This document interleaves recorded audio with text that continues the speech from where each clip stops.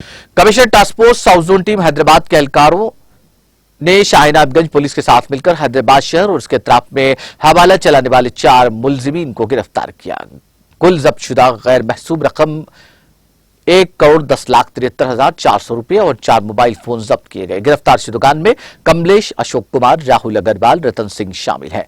मरकजी मुलजिम कमलेश कुमार चुड़ी बाजार का रहने वाला है और हैदराबाद के बेगम बाजार में प्लास्टिक बैग का कारोबार करता है। अपने कारोबार में उसे खातिर खा मुनाफा नहीं मिल रहा था, इसलिए उसने शहर और आसपास के हवाला चलाने का मंसूबा बनाया। इसके लिए उसने अपना मंसूबा राहुल अग्रवाल के साथ तय किया। वो हवाले का कारोबार करने पर भी राजी हो गया। कमलेश कुमार ने कारकुनों अशोक कुमार और रतन सिंह को जमा करने और सारिफीन तक पहुंचाने का बंदोबस्त किया।